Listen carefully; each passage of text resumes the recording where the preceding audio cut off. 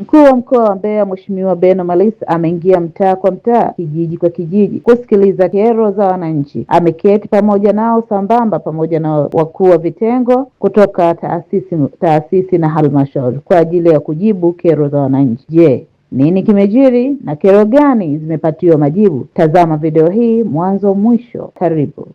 Wananchi wa Mbalizi, lakini pia wananchi wa halmashauri ya wilaya ya Mbeya, kwa kuwa mkutano huu ni wa kwako, naomba nitumie nafasi hii kwa heshima na unyenyekevu mkubwa nikukaribishe ili uweze kutuongoza kwenye mkutano huu. Karibu sana. Niko hapa kuhutubiwa na wananchi wa Mbalizi. Mbalizi oye! Upo tayari?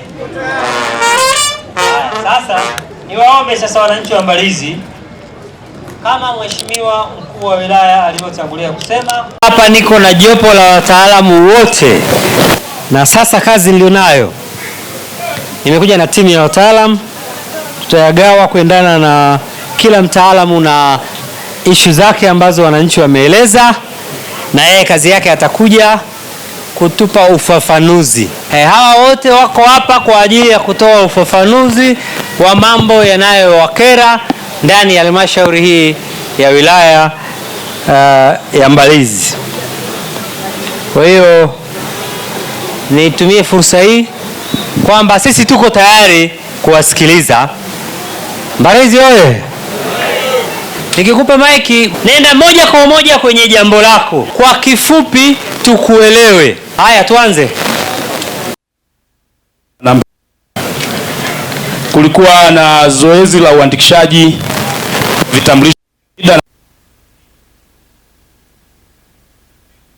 kwa ajili ya zoezi lile kuanzia saa 10 za usiku na wengine wanalala pale, lakini leo upatikanaji wa namba za NIDA changamoto, kusudia kwenda vyuo na ili uweze kupata mkopo. Toa ufafanuzi kwa kifupi, na ukieleweka wananchi wetu ni waelewa, watakuelewa kwamba umeeleweka. Mtu wa NIDA. Kwa majina naitwa Christopher Bomola, ni afisa wa NIDA. Kuanzia tarehe 20 mwezi wa pili mwaka huu, Mheshimiwa Mkuu wa Mkoa, tuliendesha zoezi la usajili katika eneo la Mbalizi. Matarajio yetu yalikuwa ni kusajili watu 7. Shukuru wana Mbalizi kwa mwitikio mzuri na mkubwa, tulifanikiwa 14,177 mara ya ile. Nawapongeza sana Mbalizi kwa mwitikio mzuri huo. Tumekuwa tunafanyia kazi maombi Mbalizi, lakini ziko changamoto tunazokutana nazo wakati tunafanyia kazi maombi haya. Moja changamoto, kosa viambata vya msingi ambavyo vinatakiwa ili mtu aweze kupata kitambulisho cha taifa. Wako wachache, lakini baadhi yao wanakwamia hapo. Lakini pili, wakati tunafanya usajili, liko kundi la watu ambao wana mashaka ya uraia. Wengine ni madereva kutoka nchi jirani, walikuwa wakishuka hapa na kuja kujisajili. Hilo ni kundi lililo ambalo limechangia pia kuwepo kwa watu wengi ambao hawajapata hizo namba za NIDA. Lakini kundi la tatu ni kuwepo kwa idadi ya watu wengi ambao walishawahi kujiandikisha miaka ya nyuma, wanazo namba za NIDA na wengine wanavyo vitambulisho, na ukiviangalia viko mikoa ya Njombe, Rungwe, Songwe, wengine mpaka Mwanza. Vitambulisho viko tayari lakini hawakwenda kuvichukua. Sasa nitoe rai kwa yule mwananchi ambaye anaona hajapokea meseji ya namba yake ya NIDA, huenda yuko kwenye kundi hilo au yuko katika kundi la watu ambao hawakuandika namba zao za simu kwenye fomu za NIDA, kwa sababu sasa hivi mifumo imeboreshwa. Namba ya NIDA inapokuwa tayari unapata message kwenye simu moja kwa moja, wala huna haja ya kufika ofisini kuchukua namba ya NIDA. Kwa hiyo nitoe rai, na wananchi wamekuwa wakifika pale ofisini. Ofisi ya NIDA inajulikana iliko, tuko jirani na ofisi ya mkuu wa mkoa wa Mbeya. Ninaomba mfike ofisini, kama mtu yoyote tutakujulisha umekwama kwenye changamoto, Ukikamilika tutakupa NIDA. Kama ulikuwa na namba ya NIDA hapo awali, tutakupatia namba yako, maana namba ya NIDA inatoka mara moja.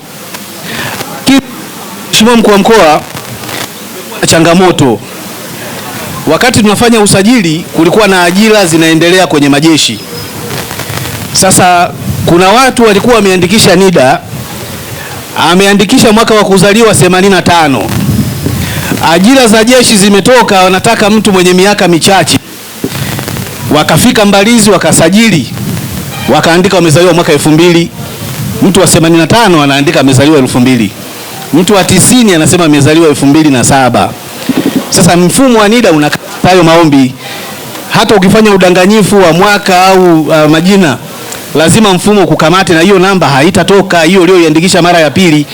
Sasa wengine wamekuwa nafika ofisini, tunampa namba yake ya awali, anasema hapana, tunataka ya Mbalizi ile. Sasa hiyo ni changamoto pia. Naomba wananchi, fikeni ofisi kwetu, tuwapatie namba zenu za NIDA. Kama kuna changamoto tutakuelekeza ili yako ya NIDA. Karibuni sana. Sio tu changamoto ambayo tunapitia Wanambalizi, sio mimi peke yangu, ni upande wa barabara. Hii barabara ya kutoka stendi ya Umalila paka sheri ya Manyanya imechimbika sana, ambapo tunafika hatua unakwepa bila kukwepa na magari au na bodaboda na koradi mnagongana. Hiyo ni changamoto kubwa sana, inatutesa. Wengi wetu wamevunjika au wamekufa kwa sababu ya hiyo kukwepa yale mashimo. Tunaomba Mkuu wa Mkoa utufikirie kuhusu hiyo barabara, ikiwezekana hata mwaka huu tayari imetengenezwa. Nashukuru sana. Sawa, TARURA. Nashukuru sana Mheshimiwa Mkuu wa Mkoa. Baba wananchi pale Malila stendi inaenda pale benki ya NMB. Ni mtandao wetu wa barabara inaitwa Malila stendi ZZK. Barabara hiyo ina mipango miwili, mpango wa na mpango wa muda mrefu. Mpango wa muda mfupi, mkandarasi ataanza kuziba baadhi ya viraka. Lakini kwa nature anaanza lini? Mwezi wa 8. Tuwape diwani wa hapa hiyo kata yuko wapi?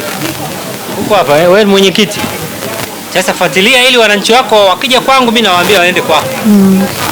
Mpango wa mrefu, barabara hii inabeba mizigo mikubwa sana kwa sababu ya magodauni mengi yamejengwa huko. Kwa hiyo kiwango kilichojengwa kwa saizi kwenye bajeti tuifanyie usanifu ili tuweze kujenga barabara yenye uwezo wa kubeba hayo magari mazito. Huo ndio mpango wa muda mrefu. Stendi ZZK, angalau tumepata mwanga wa nini kinaendelea, au sio?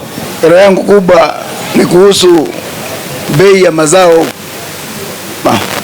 Sasa bei ya mahindi iko chini sana. Vitu vyote vimepanda bei kwa ajili ya mafuta, lakini mahindi yako chini, tunashindwa kulima kwa kipindi kijacho. Asante. Mheshimiwa Mkuu wa Mkoa, hapa wilaya ya Mbeya tumezalisha chakula cha kutosha.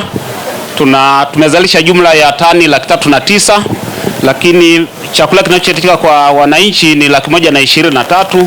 Tuna ziada ya tani 185,000 ambayo tumeandika kwa meneja wa kanda wa hifadhi ya chakula hapo Mbozi tarehe 12 mwezi wa 6, na bahati nzuri tumepata vituo viwili vitakavyonunua nafaka hizo, kituo cha Iwindi hapa na kituo cha Inyala.